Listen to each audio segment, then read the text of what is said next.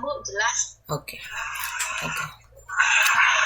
Oke, kalian apa kabar? Masih harus stay di rumah atau udah boleh keluar-keluar? Siapa yang ada di Taipei di sini? Bu,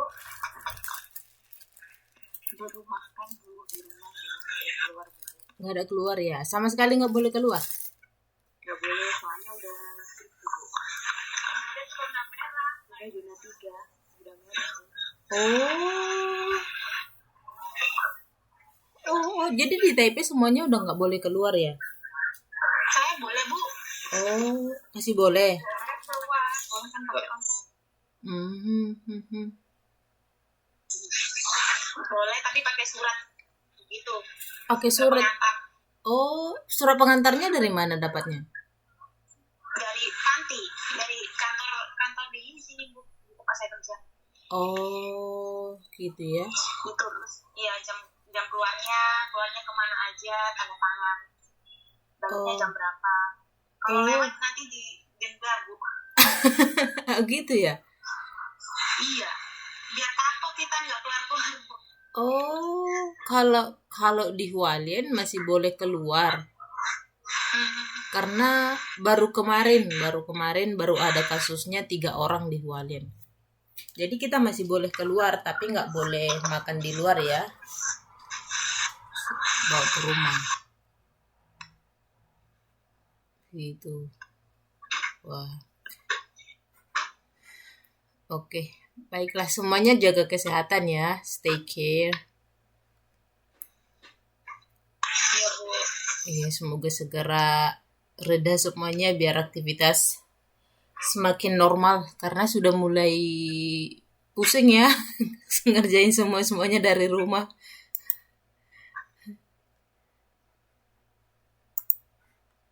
Oke, baiklah. Kita mulai ya. Oh iya, mana tugasnya? Mbak, kalau yang mengirim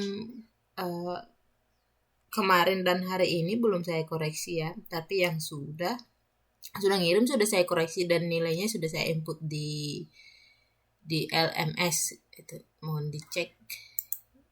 Masih ada tadi beberapa yang belum saya cek karena terlambat gitu ngirimnya.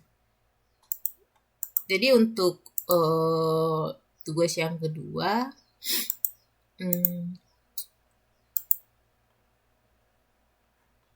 kalau ada masih yang belum terlambat boleh dikirim ya, tapi nilai maksimalnya itu 80 ya. Jadi nggak apa-apa tetap dikirim, tapi nilai maksimalnya ada 80. Gitu kalau sudah melewati deadline ya. Oke. Nah, sekarang kita masuk materi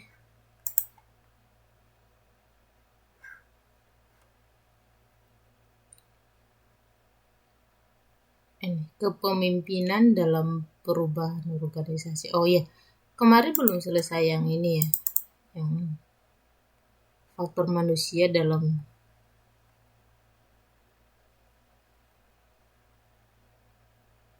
Oke.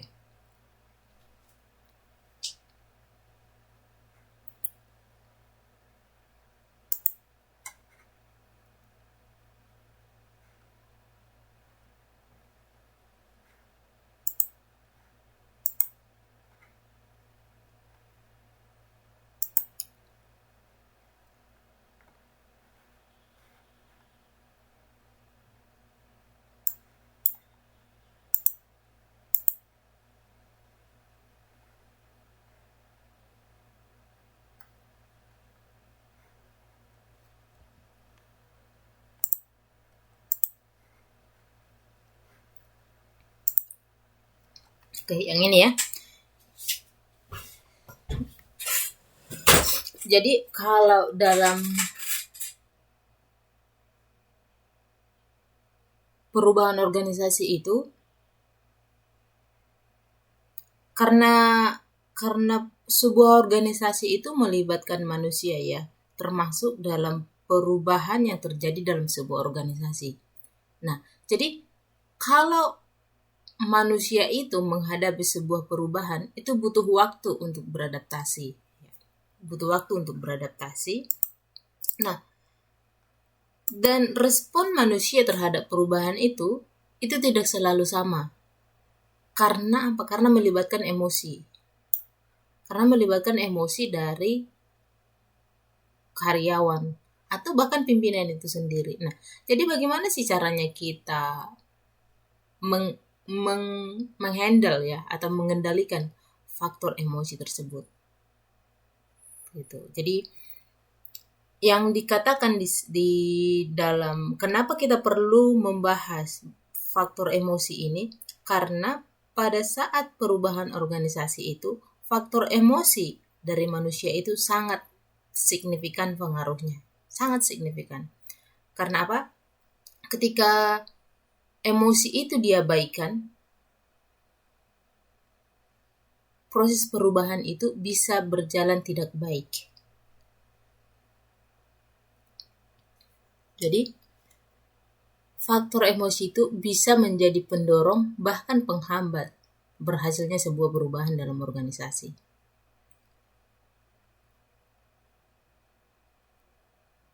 Apa sih emosi itu? Nah, jadi ada Kettler dan Gross pada tahun 1999 mendefinisikan emosi itu adalah pola persepsi, pengalaman, fisiologis, tindakan, dan komunikasi yang bersifat episodik dan relatif jangka pendek dan bersumber pada kondisi biologis seseorang. Gitu. Jadi emosi itu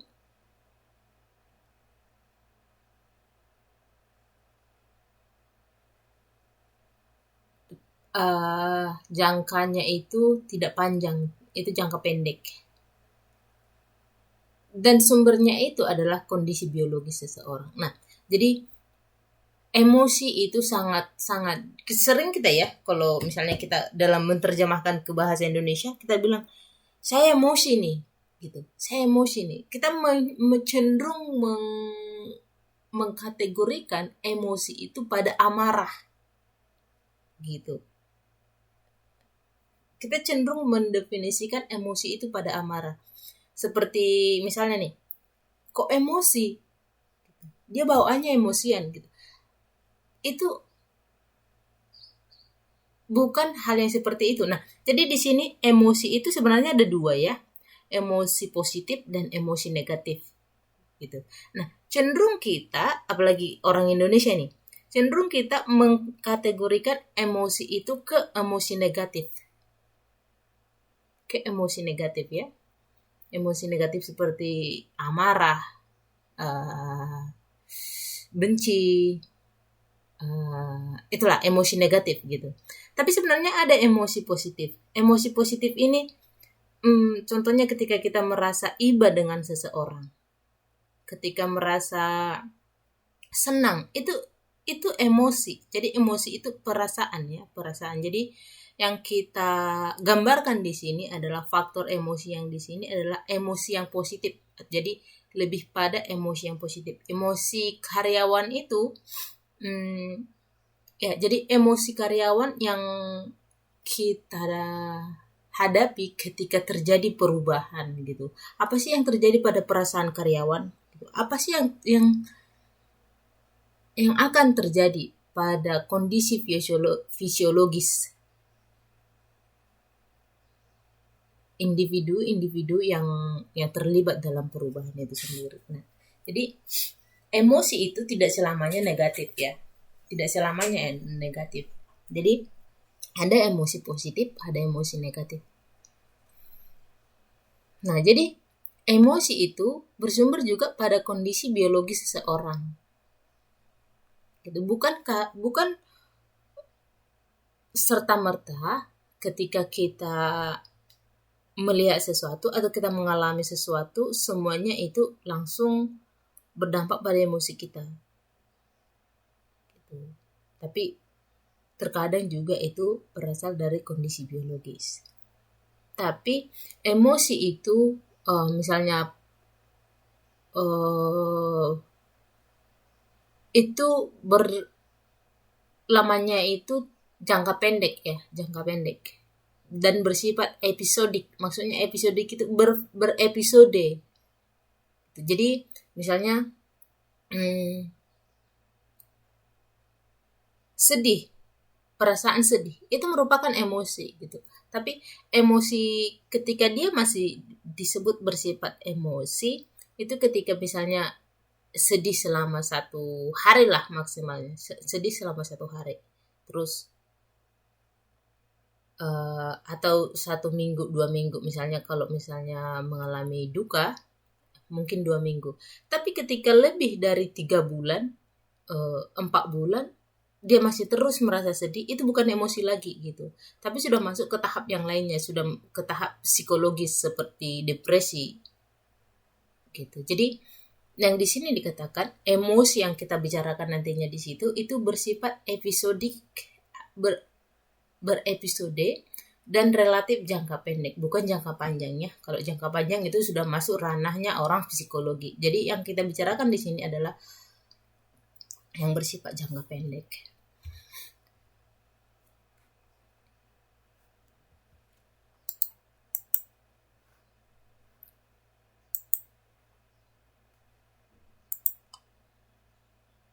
Oke. Nah, apa sih emosi? Faktor emosi dalam perubahan organisasi. Yang pertama itu loss of attachment. Maksudnya kehilangan rasa kepemilikan ya. Kehilangan rasa, misalnya attach itu misalnya lengket ya. Attach misalnya itu dekat atau bersama gitu. Jadi loss of attachment gitu. Merasa kehilangan kepemilikan, kehilangan kebersamaan gitu. Aku nggak belong ke situ kok gitu. Misalnya ketika ada perubahan dalam sebuah organisasi, karyawan itu akan merasa gitu, udah nggak merasa memiliki lagi akan perusahaan itu. Kalau sebelumnya, oh aku perusahaan ini, aku bekerja di perusahaan ini. Tapi ketika ada perubahan dalam sebuah organisasi itu, ada perubahan dalam organisasi itu, ada perasaan karyawan merasa aku nggak belong ke sana lagi, aku nggak bagian dari mereka lagi. Ada loss of attachment gitu. Baru yang kedua itu loss of structure. Loss of structure itu maksudnya kehilangan struktur gitu. Kehilangan struktur organisasi. Ya jelas ya, ketika ada perubahan dalam sebuah organisasi. Yang sebelumnya struktur organisasi itu ada manajer, ada seksi, ada kepala bidang, ada apa gitu. Tapi ketika terjadi sebuah perubahan, otomatis semua struktur ini akan berganti gitu. Jadi kehilangan struktur gitu. Yang ketiga itu loss of control gitu. Jadi loss of control gitu, nggak ada lagi kontrol. Misalnya seorang kepala seksi gitu ya, sebelum ada perubahan dia mempunyai kontrol akan segala bawahannya gitu. Tapi ketika ada perubahan dia akan kehilangan kontrol. Kemudian loss of meaning. Meaning itu artinya arti ya. Jadi apa sih artinya perusahaan itu lagi? Gitu. Yang sebelumnya bagi dia bekerja di perusahaan itu adalah segalanya gitu. Bagi dia bekerja pada sebuah perusahaan itu segalanya gitu. Dia akan berusaha untuk tetap bisa bekerja pada sebuah perusahaan. Pekerjaannya itu bagi dia pekerjaannya itu adalah segalanya. Tapi ketika terjadi perubahan, apa yang dirasakan oleh karyawan? Loss of meaning, gak ada lagi artinya. Gitu. Kemudian loss of future, kehilangan masa depan. Kehilangan masa depan itu karena mungkin ya berkaitan dengan faktor loss of meaning. Sebelumnya pekerjaannya itu adalah segalanya bagi dia, tapi setelah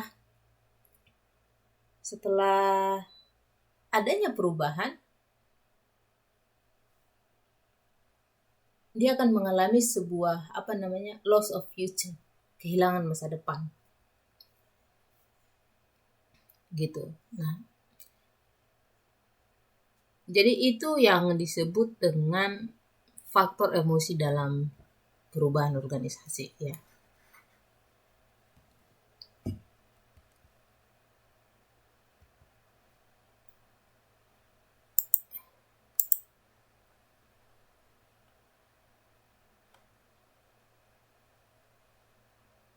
Oke.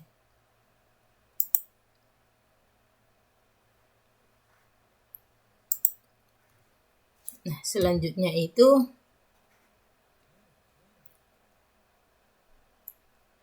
ini adalah model tahapannya ya, tahapan dalam sebuah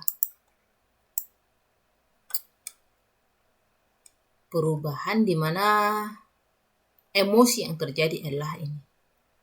Ini adalah tahapannya. Yang pertama mulai dari penyangkalan, marah, menawar, depresi, dan penerimaan. Gitu. Jadi pada awalnya ada denial, penyangkalan bahwa orang-orang itu nggak terima akan adanya perubahan. Kemudian marah gitu ya, marah. Jadi ini udah masuk emosi yang negatif. Kemudian mulai lembut, menawar gitu. Dapatkah kita kurangi akibat perubahan yang akan terjadi ini? Jadi itu pertanyaannya, itu pertanyaan yang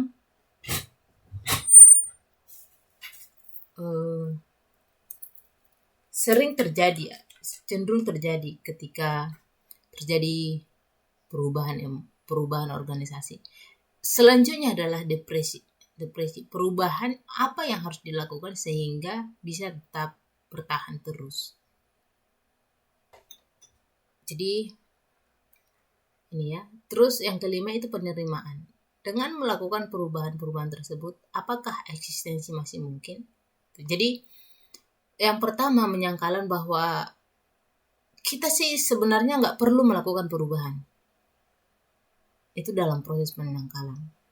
Yang pada tahap marah, dapatkah kita mencegah perubahan ini? Gitu. Jadi mereka nggak mau terima. Kalau bisa nggak usah ada perubahan. Gitu. Yang ketiga, menawar. Apa sih akibatnya? Bolehkah kita kurangi akibatnya? Yang keempat itu depresi. Depresi itu perubahan apa yang harus dilakukan sehingga bisa tetap bertahan terus. Yang kelima itu penerimaan. Jadi sudah mulai menerima perubahan itu tersendiri. Nah, kita lihat ini pada berapa persen sih emosi individu dalam perubahan itu. Nah, jadi setiap tahapannya itu, jadi misalnya ini ada 2 tahun ya, 24 bulan. Di dalam 24 bulan itu, berapa banyak dan apa reaksi orang ketika adanya proses perubahan gitu. Jadi misalnya nih tahapan emosi yang ini, yang pertama itu acceptance, depression, bargaining, anger, and denial. Yang pertama itu menyangkal, marah, menawar. Yep. Modelnya tidak muncul apa itu switchnya atau punya saya kayak gitu ya? Gimana? Tidak muncul itu Bu. Oh, nggak muncul apanya? Sebentar. Saya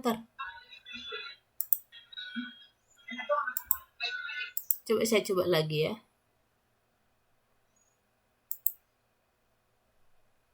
Muncul belum nggak? Belum. Atau memang punya saya? Iya gitu. Di sini muncul Bu, tapi nggak ada. Ini udah muncul Bu. Udah muncul ya? Iya udah. Oke. Ini udah muncul? Udah Bu. Oke, baik. Udah Bu. Oke, terima kasih ya.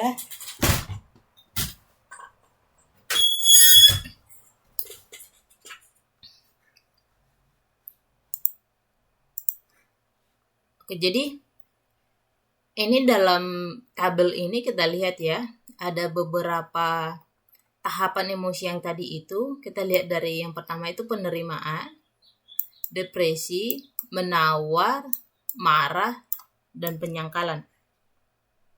Nah, kita lihat dalam waktu 24 bulan ya, dalam waktu 24 bulan, 2 tahun ya, yang tahun 6 bulan pertama, 2 bulan pertama, 3 bulan pertama, dan 6 bulan 4 bulan pertama gitu. Kita lihat dalam 4 bulan ini, maksudku dalam 2 tahun ini, berapa persen sih perubahan yang terjadi dalam emosi karyawan itu gitu. Yang pertama, kita lihat dalam 1 sampai 6 bulan, persentase yang paling besar di sini kita lihat adalah denial atau penyangkalan. Jadi 60% karyawan itu akan menyangkal adanya perubahan gitu. Dan bahkan 0% tidak ada yang menerima. Itu dalam 6 bulan pertama ya. Ya. Dalam 6 bulan pertama, bayangin kalau kalian adalah seorang manajer dan sedang memimpin adanya sebuah perubahan dalam organisasi gitu. Lihatlah bahwa dalam sampai 6 bulan belum ada yang menerima bahwa kita akan berubah gitu. Perusahaan ini akan melakukan perubahan. Gak ada yang menerima. Itu 6 bulan loh gitu. Bahkan 60% itu masih denial, 20% itu masih marah. Sekarang kita lihat ke 6 bulan selanjutnya, pada bulan ke-7 dan bulan 12. Gitu. Kita lihat sekarang yang denial itu sudah turun menjadi 22%, tapi yang anger, marah, emosi karyawan itu, marah itu ada pada 55% gitu. Dan bahkan belum ada yang menerima. Itu setelah udah 1 tahun loh. Gitu, udah 1 tahun gitu. Nah, kita lihat pada tahun selanjutnya setelah 1,5 tahun gitu, sudah ada 9% sudah menerima perubahan itu, sudah ada 9%-nya. Dan yang paling banyak sekarang ini masuk pada tahap depression ya. Dan denial itu masih tersisa 9%, tapi anger, yang marah itu nggak ada lagi. Nah, setelah 2 tahun kita lihat bahwa 72% sudah menerima, yang tersisa yang denial itu 9%, yang bergaining itu 9%, dan depression 9% gitu. Jadi dibutuhkan sampai 2 tahun bagi karyawan itu untuk menerima adanya perubahan itu. Bayangin ya, 2 tahun ya.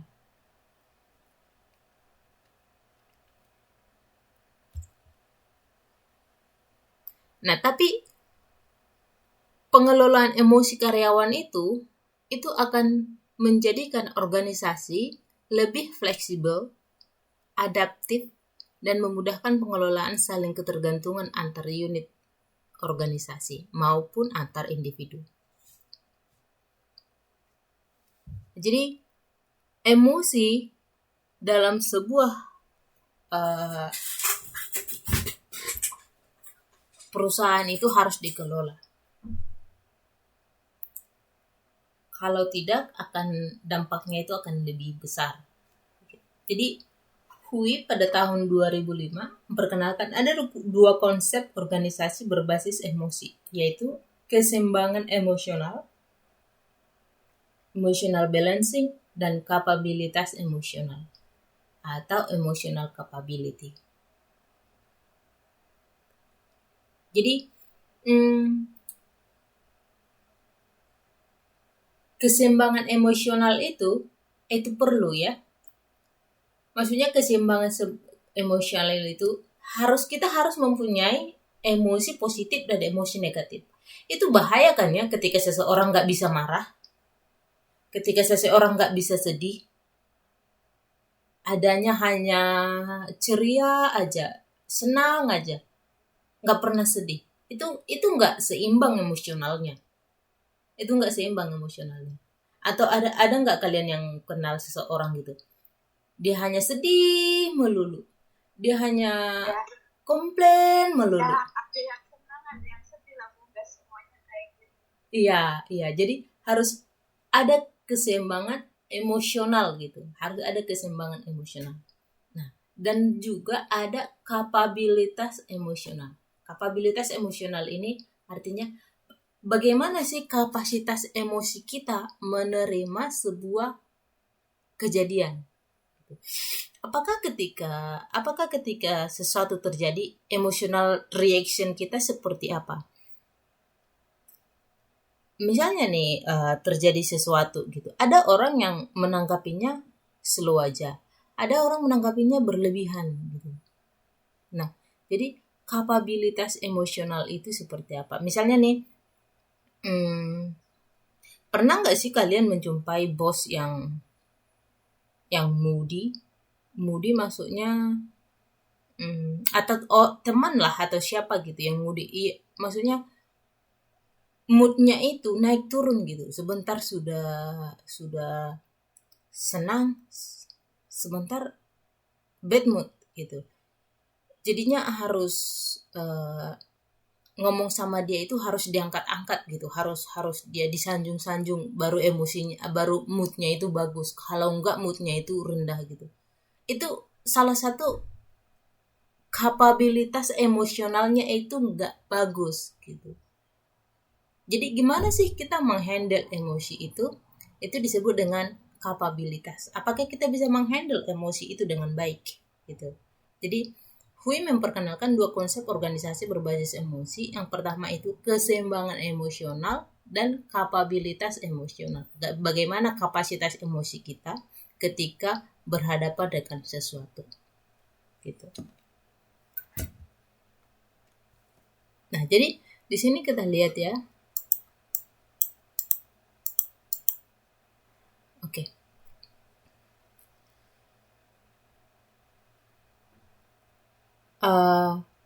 Apa sih membangun kapabilitas emosi gitu. Jadi kapabilitas emosi itu di dalam perspektif organisasi ya, dalam perspektif organisasi bagaimana cara sebuah organisasi atau perusahaan dalam meningkatkan kapabilitas emosi atau membangun kapabilitas emosi.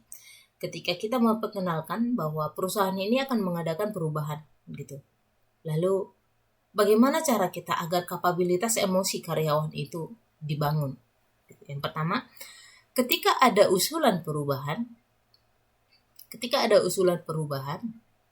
nah kita harus menambah, kita harus mendorong kesediaan menerima perubahan. Caranya apa? Empati dan simpati. Nah, kita caranya seperti apa? Kita harus menjelaskan bahwa mengapa perubahan itu perlu dilakukan. Mengapa perubahan itu perlu dilakukan? Apa positif dan negatifnya? Dan kenapa harus berubah? Nah, itu yang harus ditekankan pada seluruh individu yang ada dalam elemen organisasi itu. Nah, lalu selanjutnya apa sih harapannya gitu? Apa harapan dan apa yang menyenangkan dalam hal perubahan itu? Nah, itu yang harus dimobilisasi ya. Jadi dimobilisasi setelah kita menjelaskan tadi kenapa harus berubah, lalu kita mendapatkan empati dan simpati dari karyawan gitu. Kita mendapatkan empati dan simpati. Kita juga perlu mendapatkan harapan dari karyawan itu apa. Lalu harapannya itu dimobilisasi. Misalnya nih, kita sudah menjelaskan bahwa kita mau tidak mau kita harus melakukan perubahan, dan inilah alasannya kenapa kita harus berubah, dan inilah capaian yang akan kita capai. Nah, itu ya dari pihak manajemen yang harus disampaikan pada karyawan. Nah, kita pada saat itu kita mendapatkan empati dan simpati dari karyawan. Nah, perlu juga kita tanyakan apa sih harapan dari karyawan itu. Nah, kita sebisa mungkin memobilisasi harapan mereka itu. memobilisasi harapan mereka itu, lalu kita akan mendapatkan hasil dari perubahan itu. Nah, setelah kita mendapatkan hasil dari perubahan itu, ada proses pembelajaran.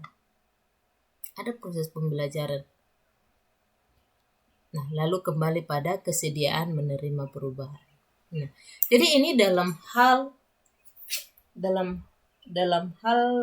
membangun kapabilitas emosi dalam manajemen perubahan ya. Jadi emosi karyawan itu sangat penting.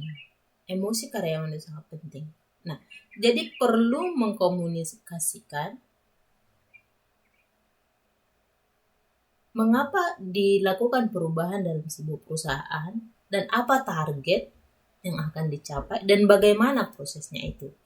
Proses dalam hal itu kita mendapatkan simpati dan empati dari karyawan. Nah, setelah kita mendapatkan empati dan simpatinya, kita perlu menanyakan apa sih harapan dari karyawan. Harapan yang diberikan oleh karyawan itu kita mobilisasi dalam proses perubahan itu. Nah, itu salah satu cara untuk membangun kapabilitas emosi dari karyawan.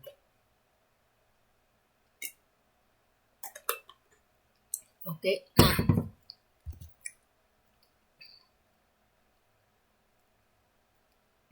Nah, jadi menurut Hui,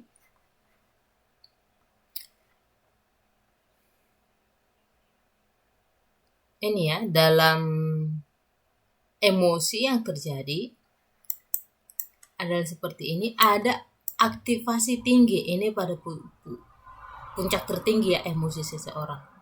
Nah, terus ada aktivasi rendah. Nah, aktivasi tinggi, aktivasi rendah. Nah, jadi dalam sisi ini ada dari puncak emosi seseorang itu adalah aktivasi tinggi, kemudian turun pada riang, terus menyenangkan, diam, dan aktivasi rendah, kesal gitu. Tidak menyenangkan dan agitasi.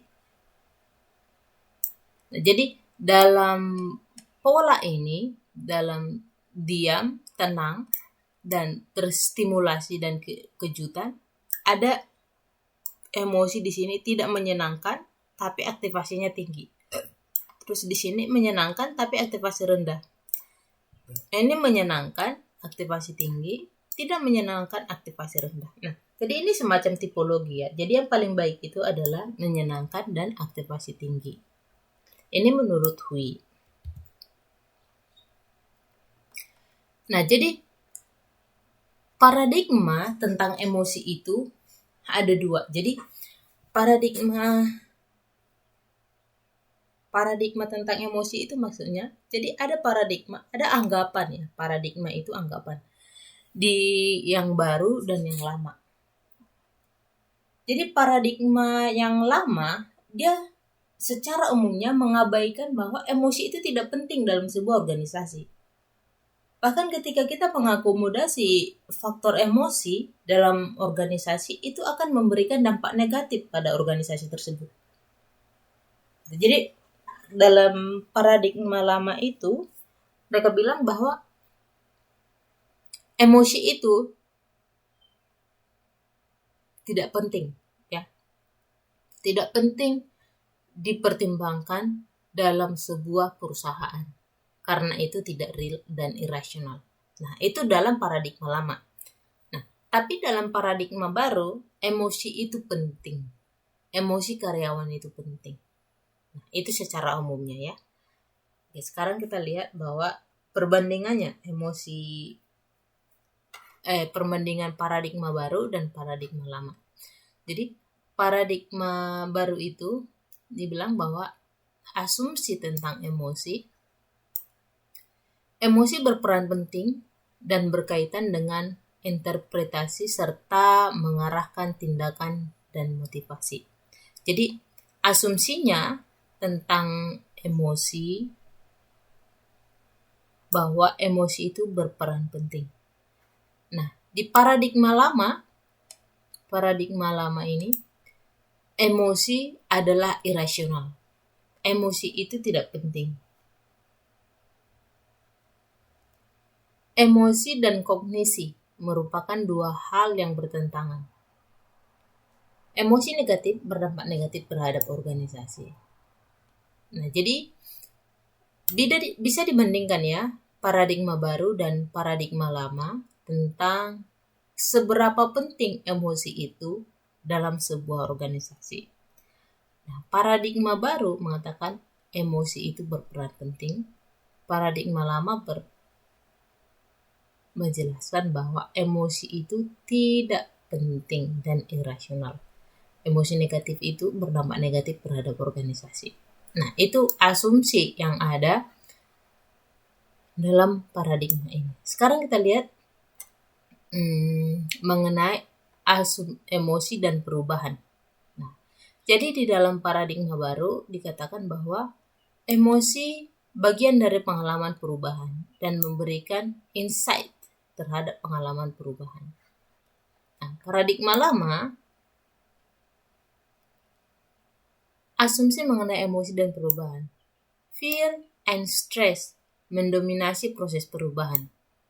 Emosi identik dengan penolakan atau resistance. Emosi muncul secara bertahap. Nah, jadi dalam paradigma baru,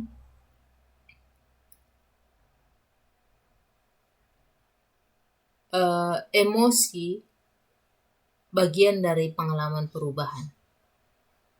Nah, jadi di paradigma baru itu bahwa emosi itu merupakan bagian dari perubahan.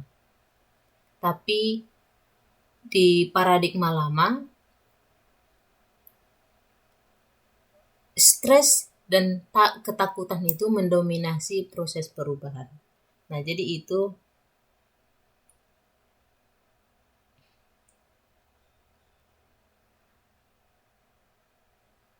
asumsi peran emosi dalam proses perubahan. Nah, yang ketiga ya. Emosi mendorong perilaku individu. Emosi constitute individual and social change story. Jadi ini yang ketiga, yang kedua ini, emosi menciptakan sejarah individu dan perubahan sosial.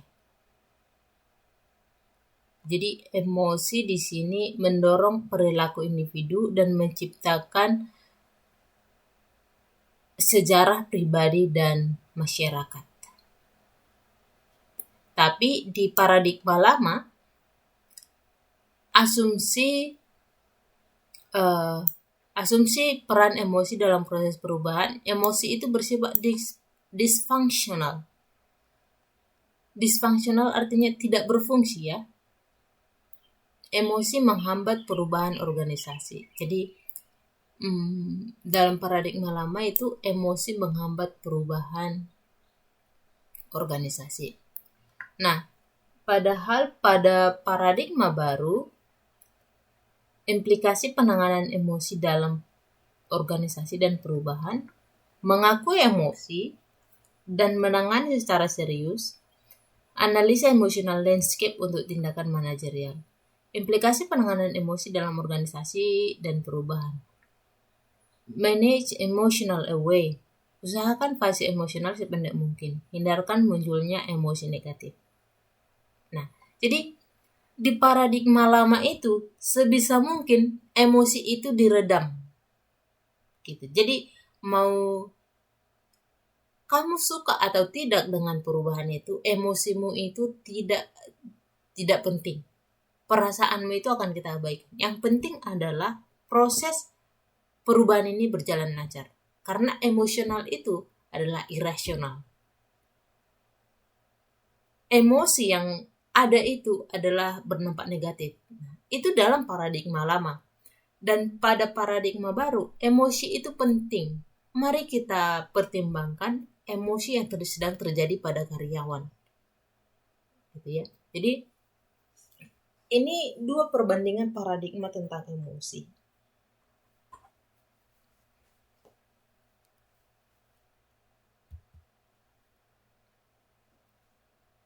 Jadi yang selanjutnya ini dampak perubahan organisasi terhadap kontrak psikologis. Yang pertama, kelompok pertama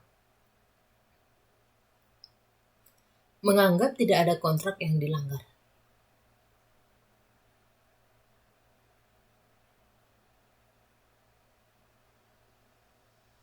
Yang kedua, merasa tidak ada kontrak yang dilanggar. Yang ketiga, menganggap perubahan organisasi merupakan sesuatu yang normal. Lalu yang keempat, merasa perusahaan telah membuat pelanggaran serius terhadap kontrak psikologis. Nah, gitu. Jadi, apa sih dampaknya perubahan organisasi terhadap psikologis karyawan itu? Nah, berbeda-beda ya. Jadi, lihatlah reaksi karyawan ketika adanya perubahan.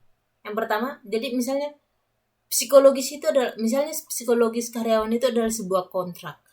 Gitu. Jadi sebuah kontrak. Ketika ada perubahan, bagaimana sih reaksi karyawan itu? Bagaimana sih reaksi karyawan itu terhadap perubahan itu? Jadi yang pertama, menganggap tidak ada kontrak yang dilanggar. Jadi kontrak psikologis itu nggak ada yang dilanggar. Yang kedua, merasa tidak ada yang dilanggar. Yang ketiga, menganggap perubahan organisasi merupakan sesuatu yang normal. Jadi itu merasa sesuatu yang normal kok perubahan organisasi itu. Yang keempat itu merasa perusahaan telah membuat pelanggaran serius terhadap kontrak psikologis gitu. Nah, itulah yang terjadi terhadap emosi karyawan, terhadap psikologisnya.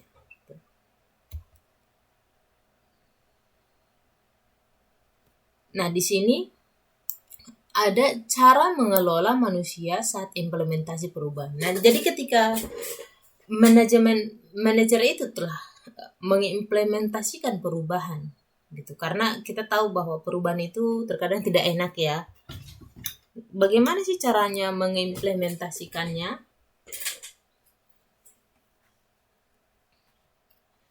Yang pertama ini menciptakan iklim ya.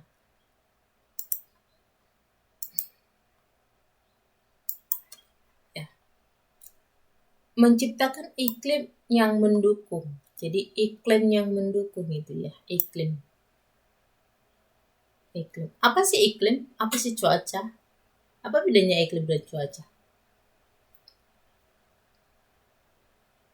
Jadi menciptakan iklim yang mendukung perubahan organisasi. Iklim itu lebih panjang ya daripada cuaca. Cuaca itu 1 hari, 2 hari, tapi iklim itu berbulan-bulan ya. Jadi iklim yang bagus misalnya, di sini iklimnya bagus untuk bercocok tanam cengkeh misalnya. Tapi cuaca itu hari ini hujan. Gitu. Jadi di sini dikatakan menciptakan iklim yang mendukung perubahan organisasi. Artinya nggak hanya sementara, tapi jangka waktunya lebih panjang ya. Itu iklim. Yang kedua, jadi itu yang pertama. Yang pertama itu iklim yang baik ya. Iklim yang baik tentang perubahan organisasi. Yang kedua, mengelola resistensi karyawan terhadap perubahan. Nah, apa sih resistensi karyawan itu? Resistensi itu penolakan. Nah, jadi mengolah penolakan karyawan terhadap perubahan. Bagaimana caranya? Gitu. Bagaimana caranya? Seperti yang kita bahas sebelumnya, itu adalah dengan cara mengkomunikasikan. Dengan cara mengkomunikasikan tentang mengapa dan apa tujuan kita melakukan perubahan dan apa target capaian yang akan dicapai ketika menjalani perubahan itu. Selanjutnya, membangun kembali energi karyawan yang dimotivasi. Ini yang ketiga ya. Yang ketiga, membangun kembali energi karyawan. Caranya membangun kembali energi karyawan, Ya, dengan mengakomodasi apa harapan mereka.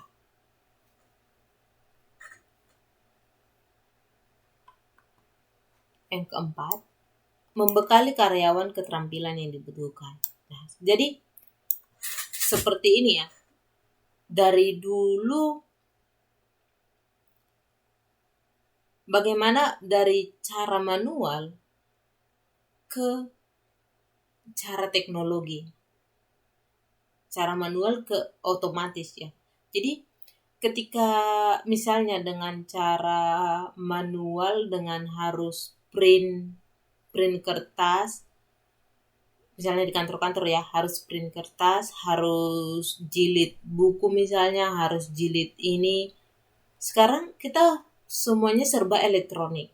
Nah, kita membutuhkan keterampilan yang baru yang dibutuhkan oleh karyawan. Jadi ini harus dibekali kemampuan yang baru. Yang kelima, mengelola kinerja. Jadi kinerja karyawan itu harus dikelola dan dikontrol. Yang keenam, mendorong karyawan, agar mau mencoba cara kerja baru. Karena banyak orang ya sudah nyaman dengan cara kerja yang lama gitu. Ya, sudah terbiasa melakukan pekerjaan yang seperti itu. Jadi ketika ada perubahan, dia menolak gitu. Udah ini aja lah, udah nyaman dengan ini, ngapain lagi nyoba-nyoba yang baru gitu. Padahal yang baru itu lebih efektif gitu ya. Jadi mendorong karyawan agar mau mencoba cara kerja baru. Yang ketujuh adalah menerapkan perbaikan berkelanjutan. Nah, perbaikan berkelanjutan itu artinya tidak ada sesuatu yang fixed bahwa inilah yang terbaik, enggak. Karena di dunia ini semuanya itu berubah. Manusia itu dinamis, manusia itu pasti berubah. Teknologi itu berubah. Semuanya itu berubah. Nah, jadi jadi ketika adanya perubahan atau revolusi, jadi revolusi industri yang dulu pada tahun saya lupa. Jadi pada saat revolusi industri yang dulu itu pada saat mesin diciptakan, gitu, mesin uap. Jadi pada saat mesin diciptakan, orang itu khawatir bahwa mesin itu akan menggantikan tenaga kerja manusia. Orang khawatir, banyak orang yang menolak bahwa kita tidak perlu mesin-mesin itu. Kita tidak perlu perubahan. Bekerja dengan menggunakan tenaga kerja manusia sudah cukup gitu. Banyak orang yang khawatir, menolak, bahkan takut dengan adanya revolusi mesin, revolusi industri pada yang dulu gitu. Karena pekerjaan itu yang sebelumnya itu dikerjakan manusia sekarang digunakan oleh mesin. Itu pada saat revolusi industri. Nah, revolusi dengan teknologi informasi yaitu internet gitu. Pada saat itu manusia itu kita takut ya bahwa seluruh pekerjaan itu akan dikerjakan oleh robot gitu. Kita takut bahwa pekerjaan yang akan dikerjakan oleh manusia akan digantikan oleh robot gitu dengan menggunakan artificial intelligence ya.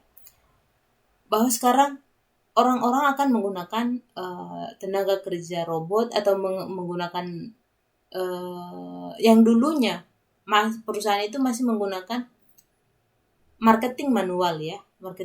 Sekarang sudah menggunakan artificial intelligence. Nah, kita khawatir bahwa perubahan yang dengan menggunakan artificial intelligence itu dan pengelolaan big data itu akan menggantikan tenaga kerja manusia.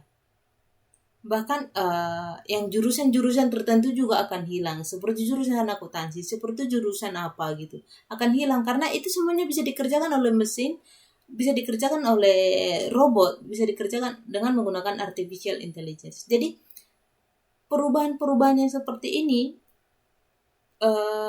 membuat orang-orang tertentu merasa takut bahwa pekerjaan itu akan dilakukan oleh robot. Nah, tapi apa sih sebenarnya yang terjadi itu?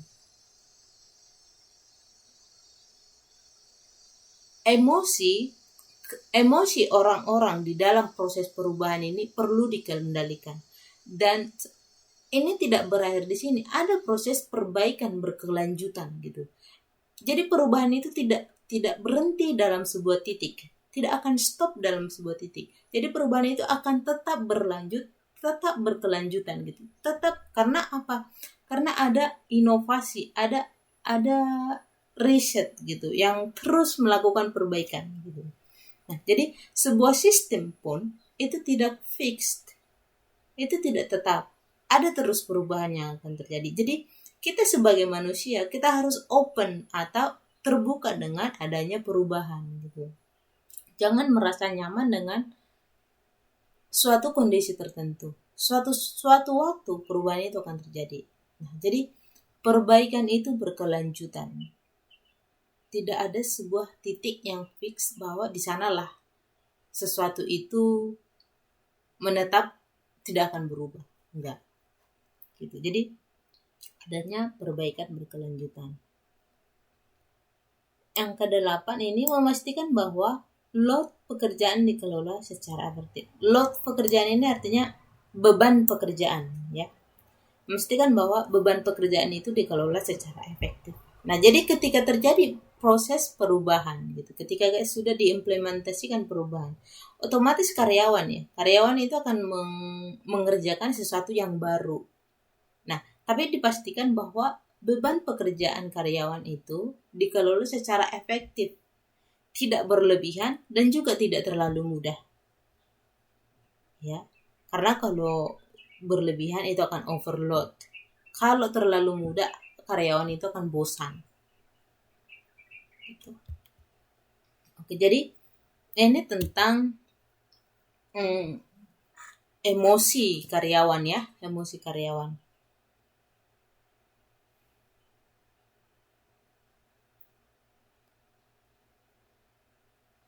Nah, jadi sekarang kita masuk pada faktor kepemimpinan ya.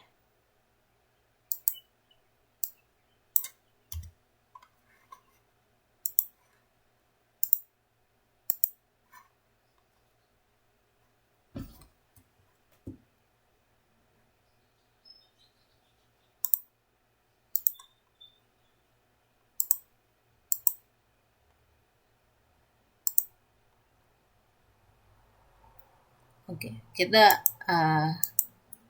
akan bahas tentang faktor kepemimpinan dalam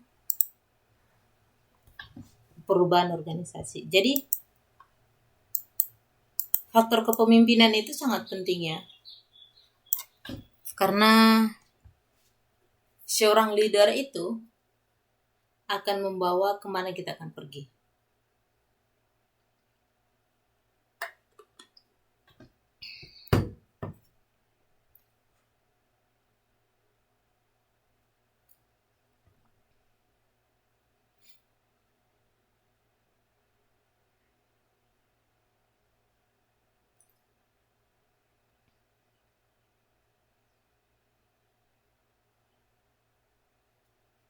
Nah, jadi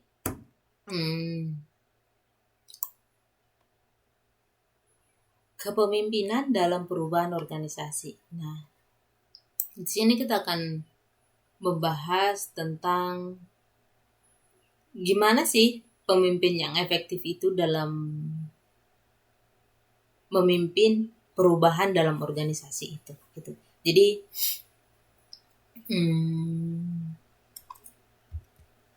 jadi leadership itu sangat penting. Bahkan leadership itu akan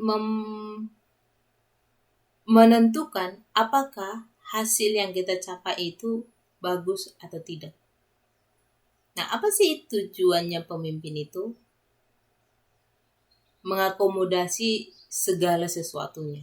Mulai dari visi, misi, strategi, teamwork, performance, hubungan dengan stakeholder, customer, dan juga hasilnya seperti apa. Jadi mungkin sering kita amati gimana sih leadership seseorang itu, dan bagaimana sebaiknya ketika kita menghadapi sebuah pemimpin.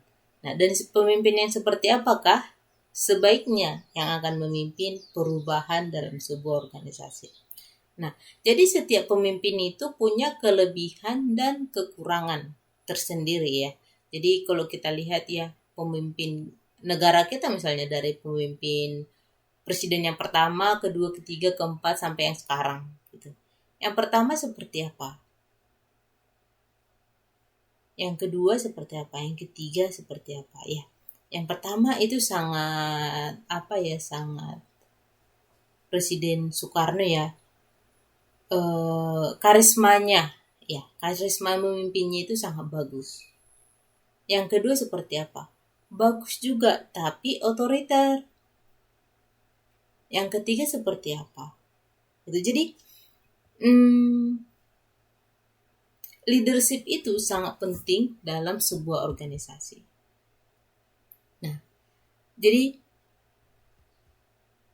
pengertian pemimpin itu apa sih?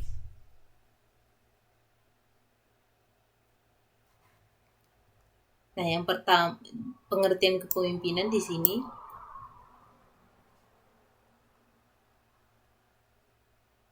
proses. Jadi pemimpin itu adalah proses mempengaruhi, mengarahkan, memotivasi, membuat orang lain memberikan kontribusi pada pencapaian tujuan organisasi. Nah, jadi seseorang yang mempunyai jiwa kepemimpinan, ya bisa dilihat ya teman-teman kalian, siapa sih yang punya jiwa kepemimpinan? Oh, jiwa kepemimpinannya bagus gitu. Itu ketika seseorang itu mampu mempengaruhi, mengarahkan, memotivasi, membuat orang lain memberikan kontribusi. Nah, ini yang paling penting, membuat orang lain memberikan kontribusi gitu. Jadi ketika seseorang apatis gitu ya, ketika satu orang apatis, tapi ada orang lain yang bisa mempengaruhi orang ini memberikan kontribusi gitu.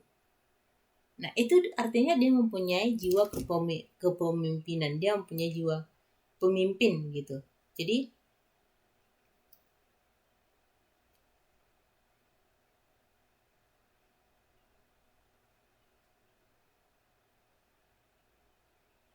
ini yang disebut dengan kepemimpinan. Jadi menjadi pemimpin itu tidak mudah ya. Karena mempengaruhi, mengarahkan, memotivasi, dan membuat orang lain memberikan kontribusi. Menjadikan orang lain memberikan kontribusi. Jadi harus benar-benar bisa mempengaruhi. Oke. Nah, jadi ini ada 6 fungsi dari kepemimpinan. Yang pertama itu fungsi perencanaan. Jadi pemimpin itulah yang merencanakan. Pemimpin itu adalah seorang planner.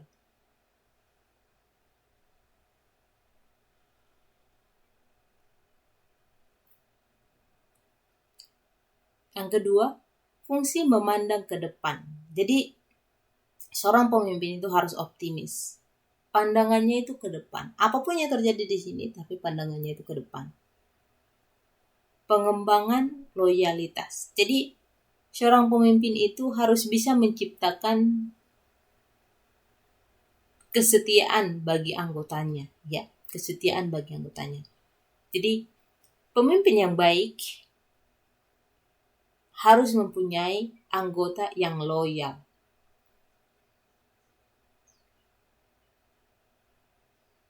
Yang kedua, fungsi pengawasan. Jadi pemimpin juga harus mengawasi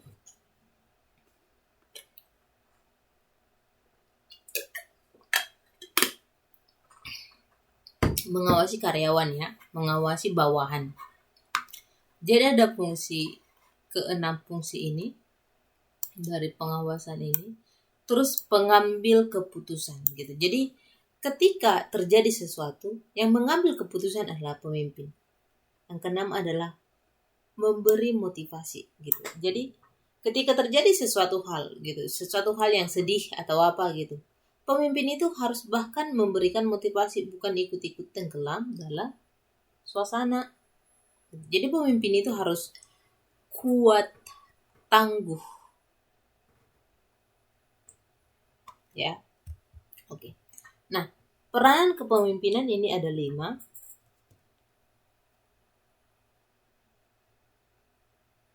Yang pertama, membantu menciptakan iklim sosial yang baik. Seperti yang saya katakan, iklim itu apa sih? Gitu. Iklim sosial yang baik itu di mana interaksi di antara karyawan itu berjalan baik, atau relationship di antara karyawan itu berjalan baik.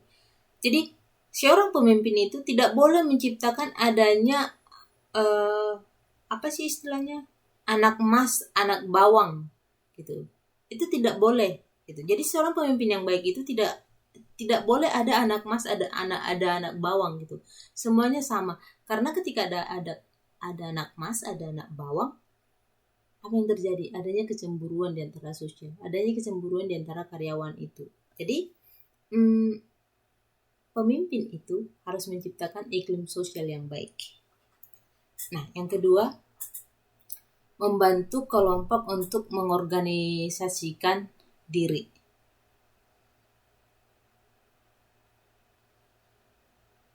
Nah, jadi mengorganisasikan diri artinya adanya kumpulan dari orang-orang tertentu. Nah, jadi mengorganisasikan diri misalnya adanya ketika saya menjadi pemimpin dalam CEO dalam sebuah perusahaan, ketika karyawan membutuhkan forum karyawan atau forum apa gitu, it's okay. Jadi saya akan membantu kelompok ini untuk mempunyai organisasi yang mereka inginkan. Gitu. Jadi seorang pemimpin itu harus bisa mengakomodasi organisasi. Yang ketiga itu membantu kelompok menetapkan prosedur kerja. Nah, jadi prosedur kerja itu, jadi kita tahu ya bahwa setelah ada visi, ada misi, ada program kerja, terus ada prosedur kerja. Nah, jadi visi itulah yang akan kita capai. Misi itu bagaimana cara kita mencapainya. Program kerja itu adalah lebih detail, bagaimana langkah-langkah untuk mencapai itu. Prosedur kerja adalah tahapan-tahapan untuk mencapai misi tadi, visi tadi. Jadi seorang pemimpin itu membantu kelompok untuk menetapkan prosedur kerja, langkah-langkah gitu, langkah-langkah bekerja itu. Jadi seorang pemimpin artinya seorang pemimpin itu harus go deeper, maksudnya harus bisa masuk lebih dalam ke prosedur kerja karyawan tersebut gitu. Nggak boleh seorang pemimpin harus ya udah buatlah di situ, nggak boleh. Jadi seorang pemimpin itu harus ikut serta dalam bahkan menentukan prosedur kerja gitu. Mungkin ada teman-teman yang bekerja di pabrik ya, jadi ada prosedur kerja apa yang harus dilakukan, apa yang pertama kali harus dilakukan gitu. Jadi ada prosedur kerja. Nah, yang keempat, mengambil tanggung jawab untuk menetapkan keputusan bersama dengan kelompok gitu. Jadi seorang pemimpin itu setelah misalnya ada rapat dan harus ada yang diputuskan, meskipun itu adalah keputusan bersama, tetapi tanggung jawabnya tetap ada pada pemimpin. Tetap ada pada pemimpin. Yang kelima, ini memberikan kesempatan pada kelompok untuk belajar dari pengalaman. Gitu ya. Jadi seorang pemimpin itu bukan lagi belajar dari aku bukan ya, tapi mari belajar dari pengalaman. Gitu. Jadi belajar bersama. Nah, itu peranan pemimpin ya. Peranan pemimpin itu ada 5. Sekarang kita lihat prinsip dasar kepemimpinan. Oke, prinsip dasar kepemimpinan itu apa sih prinsip dasarnya? Yang pertama itu belajar seumur hidup. Belajar seumur hidup. Jadi tidak ada pemimpin yang sudah tamat kepemimpinan. Tidak. Jadi prinsip dasar kepemimpinan itu adalah belajar seumur hidup. Meskipun mungkin ada kursus leadership, ada leadership training, ada leadership ini. Tapi kepemimpinan itu pada dasarnya adalah proses belajar seumur hidup ya. Proses belajar seumur hidup. Dan yang kedua, orientasinya itu adalah pelayanan. Jadi seorang pemimpin itu juga termasuk pelayan. Ya, seorang pemimpin itu adalah pelayan. Bukan melayani apa? Melayani organisasi. Jadi pemimpin itu adalah pelayan. Kalau presiden dibilangnya apa? Pelayan masyarakat ya. Yang ketiga itu adalah membawa energi yang positif. Jadi prinsip dasar pemimpin itu adalah membawa energi yang positif. Jadi seorang pemimpin itu seharusnya tidak boleh moody. Karena ketika kita moody atau ketika lagi bad mood, energi yang tersampaikan itu bukan energi positif. Nah, jadi membawa energi positif yang pertama pada orang lain.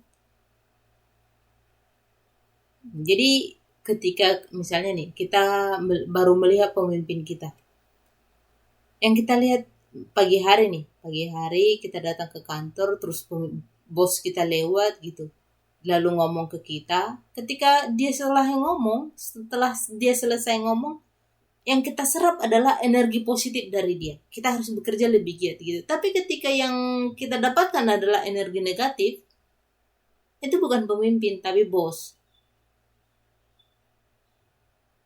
Jadi pemimpin itu, jadi ingat kalau nanti kalian jadi pemimpin, itu harus memberikan energi positif.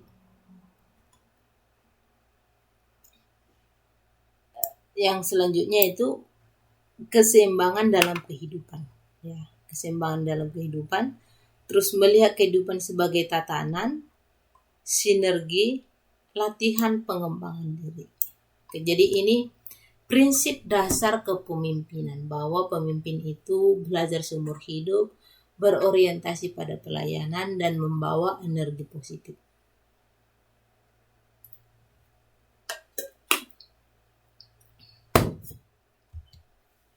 Nah, sekarang unsur kepemimpinan.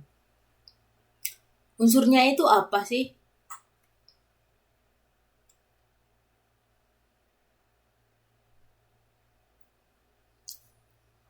Unsur kepemimpinan adanya kepemimpinan, terus adanya pengikut, adanya sifat dan perilaku tertentu, adanya situasi dan kondisi tertentu. Jadi inilah unsur agar dikatakan adanya sebuah kepemimpinan. Ada pemimpin, ada pengikut, ada sifat, dan ada situasi. Gitu. Nah, sekarang kita lihat strategi memimpin. Strategi memimpin seperti apa sih? Yang pertama, bujukan secara rasional. Ingat ya, secara rasional. Bujukan secara rasional. yaitu mempengaruhi dengan menggunakan argumen yang rasional. Jadi ketika kita misalnya mengajak karyawan untuk melakukan perubahan gitu, bujukan itu secara rasional. Rasional artinya kita paparkan apa alasan, apa tujuan, dan apa yang akan dicapai. Itu yang disebut dengan bujukan rasional. Bukan dengan bujukan mengiming-imingi sesuatu gitu. Nanti setelah kita berhasil akan diberikan mobil 1 per karyawan gitu. Itu tidak boleh. Yang di sini dikatakan rasional gitu. Jadi tidak ada iming-iming. Yang kedua itu taktik pertukaran, yaitu jika target tercapai maka hadiah akan diberikan gitu. Jika target tercapai, hadiah akan diberikan. Itu strategi memimpin ya, strategi memimpin.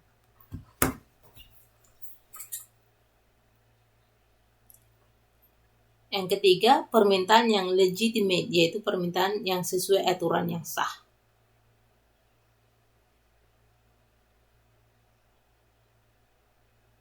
Taktik tekanan yaitu menunjukkan konsekuensinya. Jadi ketika misalnya nih, kita sebagai pemimpin, kita memaparkan peraturan yang ada dalam sebuah perusahaan. Nah, kita memaparkan peraturan yang ada di sebuah perusahaan bukan untuk menakut-nakuti karyawan,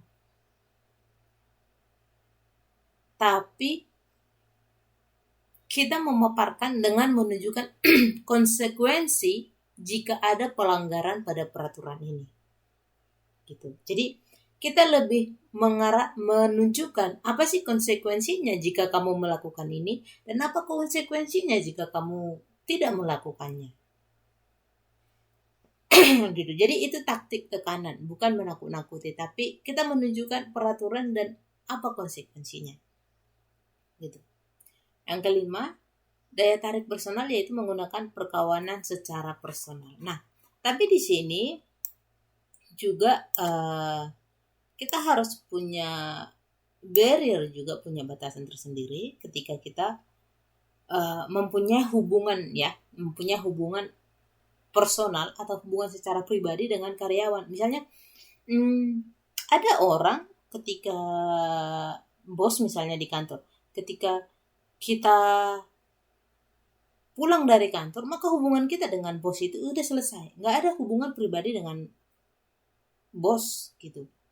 Tapi di sini dikatakan harus punya daya tarik personal, yaitu menggunakan perkawanan secara personal gitu. Tapi harus punya di sini lumayan tricky juga karena kita harus melihat bahwa barrier kita seperti apa. Kalau kita terlalu dekat ke karyawan, nantinya kita tidak dihormati lagi sebagai bos. Kalau kita terlalu jauh dari karyawan, nantinya kita nggak bisa dekat gitu. Jadi harus tahu sih levelnya di mana, sampai level mana sih kalau kita bisa berteman secara personal dengan karyawan gitu. Sekarang ini gaya kepemimpinan ya. Jadi apa sih gaya kepemimpinan itu? Gaya kepemimpinan itu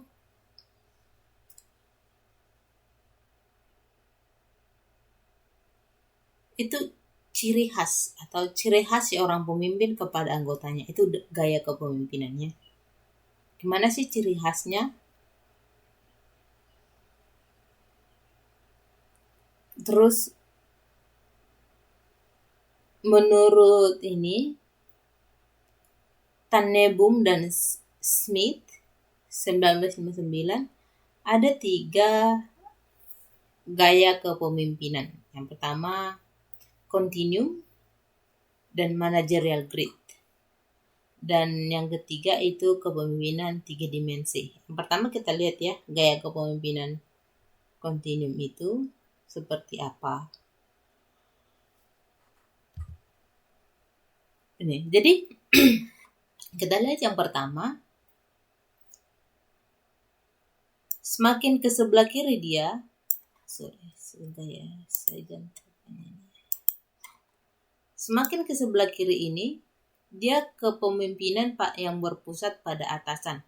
Maksudnya kepemimpinan yang berpusat pada atasan itu cenderung pada otoriter ya, otoriter. Semakin ke sebelah kanan ini, itu kepemimpinan yang berpusat pada bawahan. Ini jadi cenderung liberal. Jadi ke sebelah kiri dia cenderung otoriter, ke sebelah kanan dia cenderung liberal. Jadi ke sebelah kiri ini otoriter, sebelah kanan ini liberal. Jadi sekarang dikategorikan level kepemimpinan, gaya kepemimpinan seseorang itu seperti apa, gitu. Apakah dia cenderung liberal atau cenderung otoriter? Gitu. Kita mungkin bisa melihat orang tua kita di rumah ya. Mereka itu gaya pemimpinannya seperti apa sih? Apakah dia yang otoriter atau yang liberal? Gitu. Kita lihat ya. Yang pertama, kalau pemimpin membuat keputusan dan mengumumkannya, itu lebih gaya kepemimpinan berpusat pada atasan, lebih otoriter. Gitu. Tapi inilah titik yang paling ekstrim ya, ini titik yang paling ekstrim di sini, otoriternya. Tapi kita lihat titik yang paling ekstrim di antara liberalnya, gitu, yang paling liberal gitu. Pemimpin mengizinkan bawahan untuk melakukan fungsi dalam batas-batas yang telah dirumuskan oleh atasan. Gitu. Jadi ini titik ekstrim liberal, ini titik ekstrim otoriter. Gitu. Jadi di sini yang membuat keputusan adalah pemimpinnya, di sini yang membuat keputusan adalah bawahan. Gitu. Jadi di antara yang dua ini kita lihat ini tidak liberal dan tidak otoriter.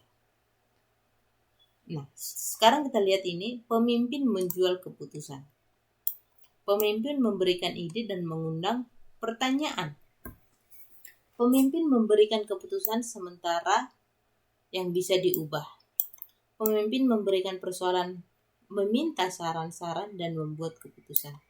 Pemimpin merumuskan batas-batasnya, meminta pada kelompok untuk membuat keputusan. Nah, dan ini yang terakhir ya. Jadi inilah deretan perilaku seorang pemimpin dalam gaya kepemimpinannya, gitu ya. Dalam gaya kepemimpinannya. Jadi di antara ini 1, 2, 3, 4, 5, 6, 7, 8. Di antara yang 8 ini, disinilah semua kategori orang-orang dalam memimpin. Disinilah semua gaya kepemimpinan seseorang. Gitu. Jadi kita lihat di sini ya. Jadi kategori, bisa nanti kita lihat orang-orang atau siapapun dalam gaya kepemimpinan kalian. Seperti apa sih dia memimpin gitu. Apakah dia membuat keputusan lalu ngasih tahu kita? Atau dia bertanya ke kita bagaimana lalu dia bikin keputusan, atau pemimpin kita itu atau bos kita itu ngasih arahan gitu, atau ngasih kebebasan untuk kita melakukan keputusan sendiri. Jadi ini gaya kepemimpinan. Nah, sekarang ada namanya kepemimpinan model managerial grid ya. Nah, sekarang ada 2 dimensi yang dipertimbangkan di sini.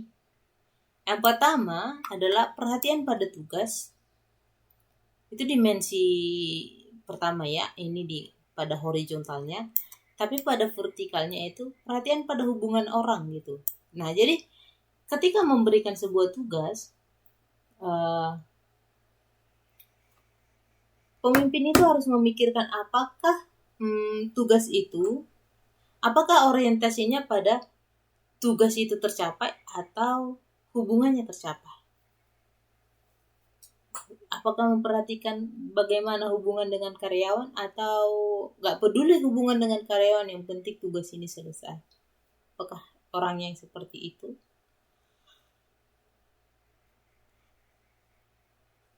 Jadi dengan menggabungkan dua dimensi yang itu, hubungan dengan karyawan dan tercapainya tugas, maka ada tipe-tipe manajemen. Ada 5 di sini. Yang pertama, manajemen satu-satu. Nah, jadi sorry.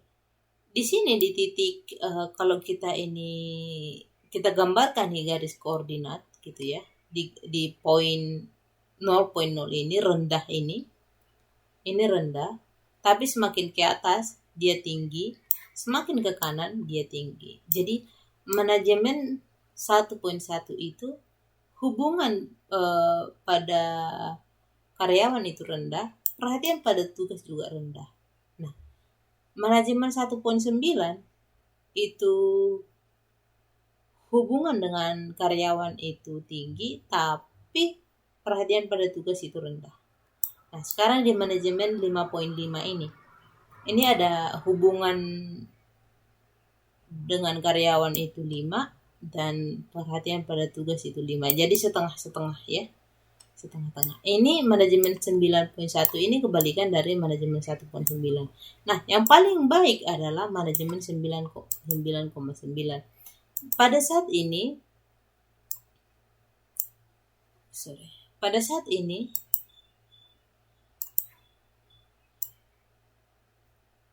disinilah perhatian pada tugas itu tinggi dan juga perhatian pada hubungan itu juga tinggi. Jadi yang paling baik adalah manajemen 9.9 di mana gaya kepemimpinan itu harus memperhatikan hubungan dengan karyawan dan juga hubungan pada tugas. Apakah tujuan itu tercapai, tapi hubungan dari karyawan juga baik. Ya. Nah, sekarang 3 dimensi kepemimpinan. 3 dimensi kepemimpinan itu ada lingkungan,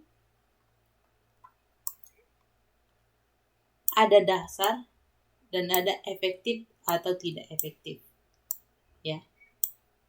Efektif dan tidak efektif. Yang pertama itu pengembangan birokrat, eksekutif, dan otokratis.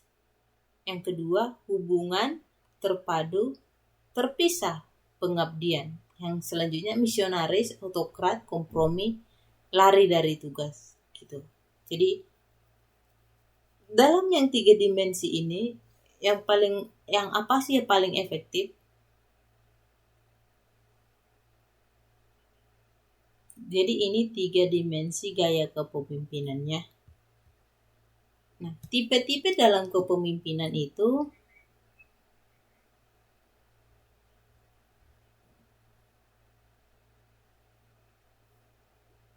ada 3. Yang pertama itu ada 7 ya. Tipe kepemimpinan otokratis. Otokratis itu namanya otoriter ya. Kepemimpinan laissez-faire itu lebih pada sosialis ya. Sosialis beda ya otoriter dengan sosialis. Dan kepemimpinan demokratis, taulah demokratis itu seperti negara kita Indonesia. Kepemimpinan pseudo-demokratis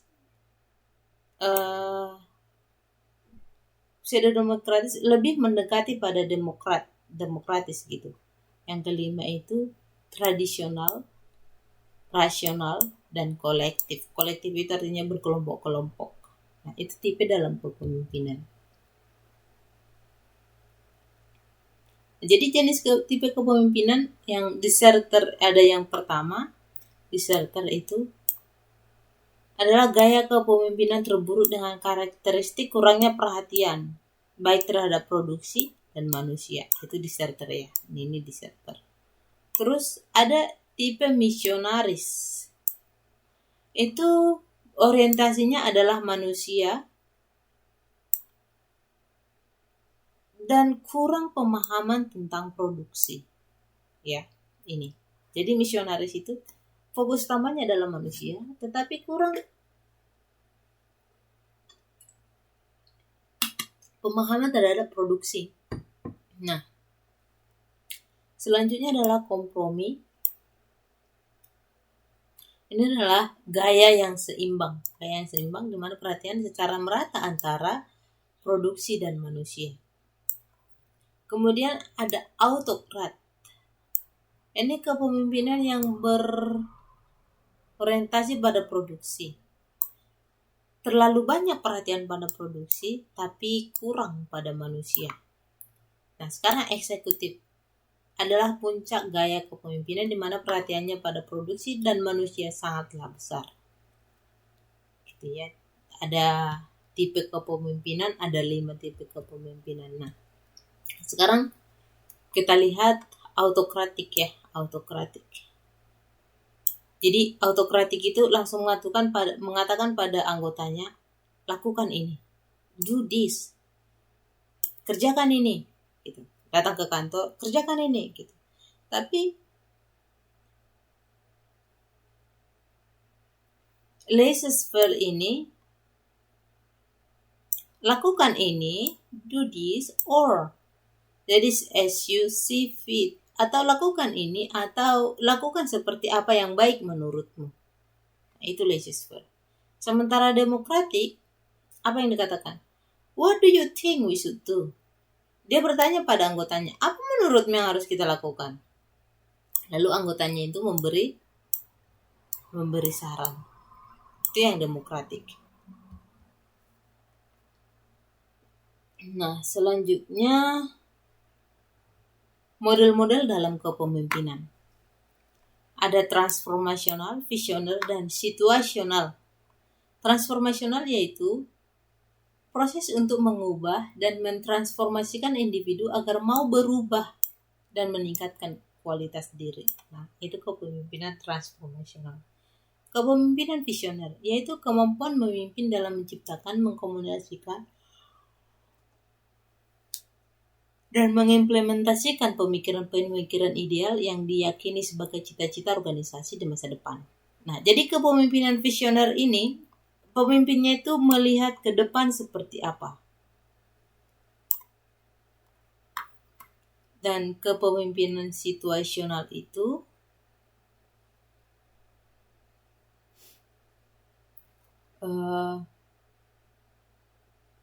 menekankan pada tindakan pemimpin dalam mengikuti dan menyesuaikan tingkat kematangan bawahannya. Nah, jadi terkadang pemimpin itu harus menyesuaikan dengan level anggotanya seperti apa. Jadi seorang pemimpin itu tidak boleh sangat visioner tapi kapasitas anggotanya itu tidak memenuhi.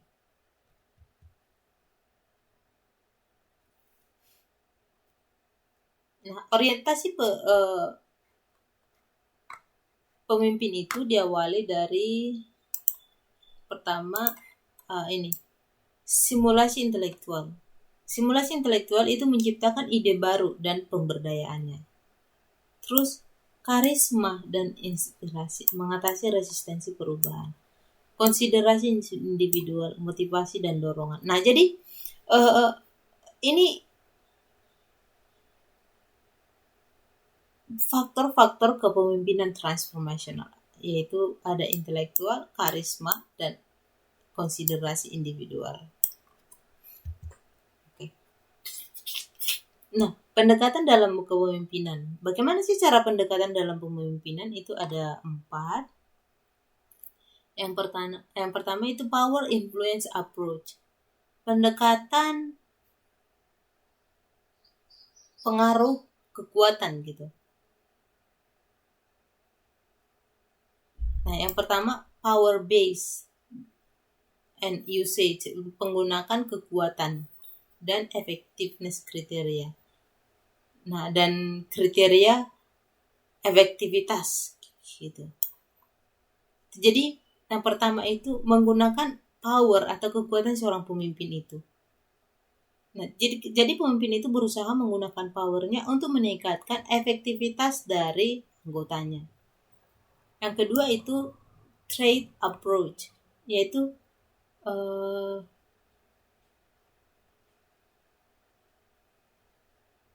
menggunakan trade dan skill untuk memacu efektivitasnya.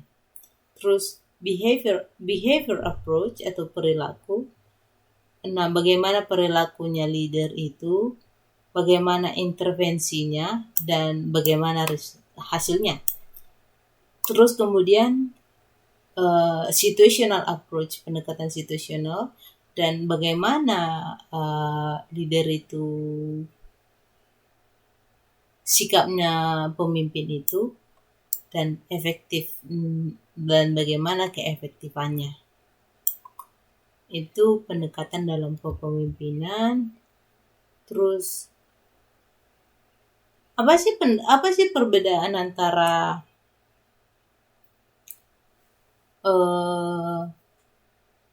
kepemimpinan dan manajemen? Nah, jadi manajer dan leader itu berbeda ya. Manajer dan leader itu berbeda. Bedanya apa? Ini menurut Bennis 1994. Oke. Jadi manajer itu mengelola, meniru, mempertahankan, berfokus pada sistem dan struktur, bergantung pada pengawasan, berorientasi jangka pendek, bertanya bagaimana dan kapan, berorientasi pada hasil, meniru atau imitate, menerima status quo, kondisi yang sedang berjalan, melakukan hal-hal dengan benar. The manager does the right things. Ya. Manager does the right things. Sementara leader itu menemukan, innovate, original. Ya, original. Mengembangkan, ya. Jadi leader itu mengembangkan, bedakan dengan manajer yang mempertahankannya.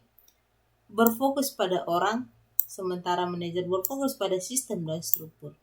Membangkitkan kepercayaan, bergantung pada pengawasan kalau manajer ya. Memiliki perspektif jauh ke depan. Kalau manajer berorientasi jangka pendek. Kalau leader bertanya apa dan mengapa. Apa dan mengapa. Sementara manajer bertanya bagaimana dan kapan. Leader berorientasi ke masa depan. Sementara manajer berorientasi pada hasil akhir. Leader memulai atau originate, sementara manajer meniru atau imitate. Leader menerima tantangan, challenge it. Artinya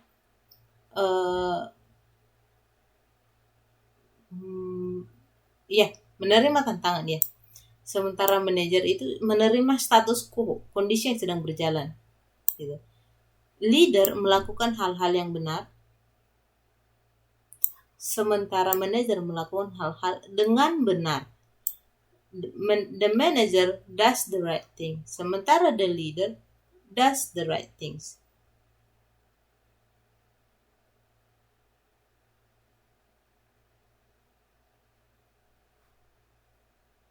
Sorry. The manager does things right, sementara the leader does right things ya.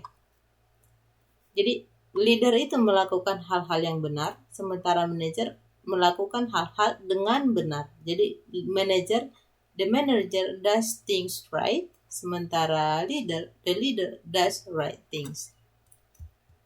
Jadi ini pola kepemimpinan ya. Jadi pola kepemimpinan pertama itu peletak dasar. Proses kepemimpinannya ada dan level organisasi dan kemampuan dan keterampilan yang dibutuhkan.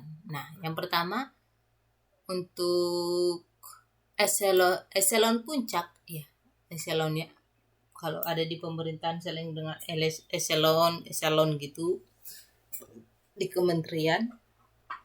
Nah, jadi eselon puncak itu merupakan peletak dasar merubah, membangun, dan mengeliminasi struktur.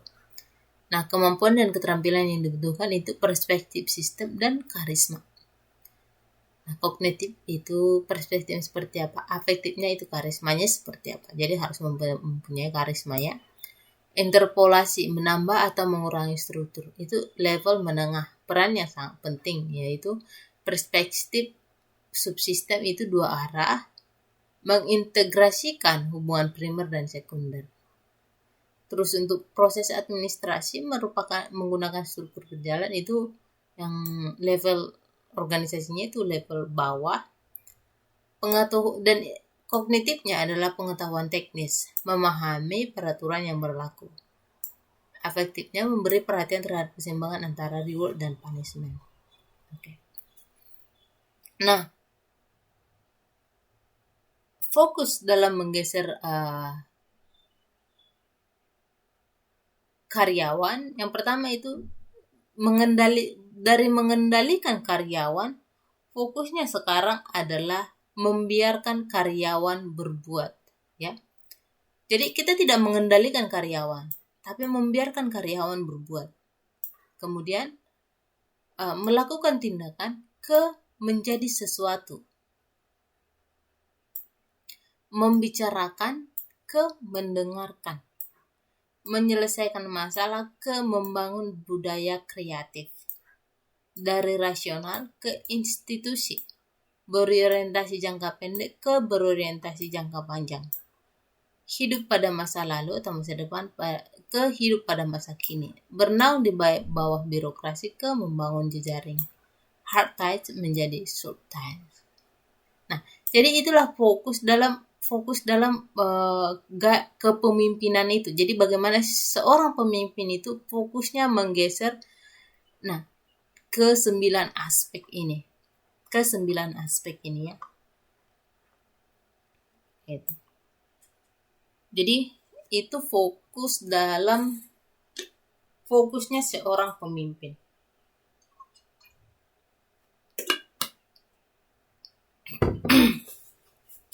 Oke. Materi kita sampai di sini ya. Kalau ada yang mau ditanya, silakan ditanya. Kalau tidak ada, saya akan absen. Saya cek dulu. Silakan kalau ada yang mau bertanya.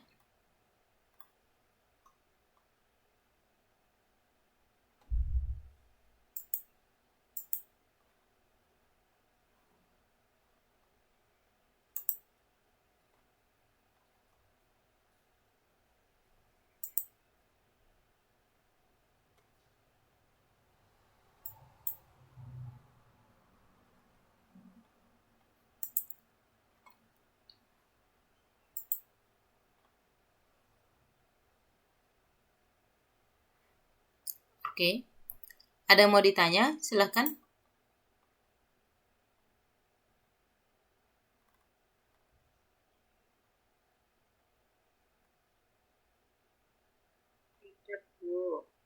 Oh, tidak ada ya. Oke. Saya akan absen. Oh, saya ingatkan lagi ya untuk tugasnya. Silakan dikumpul ya bagi yang belum mengumpul. Ada beberapa orang lagi kemarin yang belum mengumpulkan. Kemudian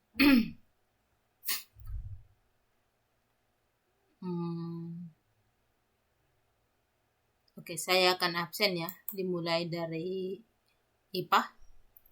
IPA ada? Hadir, Bu. Oke, IPA ada. Oke, Gunawan tadi izin ya. Nana Maulina? Nana?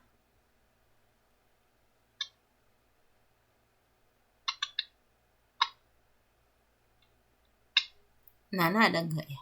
Coba. Di sini hanya bisa terlihat. Nana ada, Bu. Nana ada. Ya. Oke, Nana ada. Titi Wulandari? Ada, Bu. Titi ada. Herpianti Tugatorob? Herpi? Ada, Kak. Ada. Ike Septiana? Ike ada pakai nomor telepon. Oke, Ike ada. Oke. Ike ada. Dia Rahmawati? Hadir, Bu. Dia hadir. Apriani ada nggak Apriani ya? Hadir, Bu. Oke, Apriani ada. Eva Ardita? Eva? Hadir, Bu. Eva ada. Nyai Sumiati. Ada Bu. Nyai ada. Paijah Puspita Adriani. Paijah. Hadir Bu. Ada. Rati Dwi Savitri. Hadir Bu. Oke. Siti Kumaidah. Hadir Bu. Oke, Siti Kumaidah ada. Nur Anisak.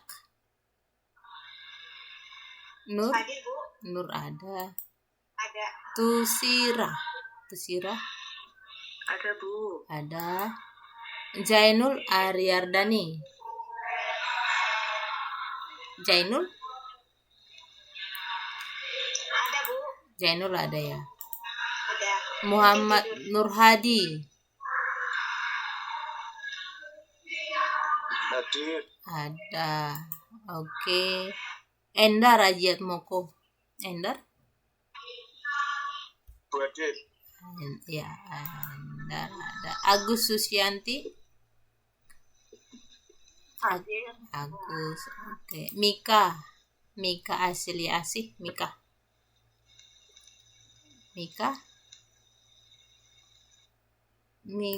ada nggak Mika?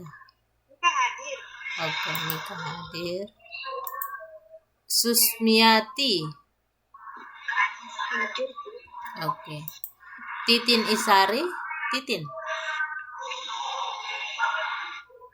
Ada Bu. Oke, Titin ada. Oke, tinggal Gunawan yang izin ya. Oke, baik. Selamat siang ya. Selamat berakhir pekan. Selamat menikmati makan siangnya. Oke, sampai jumpa minggu depan ya. Bu, makasih. Oke. Bye-bye. Take care ya.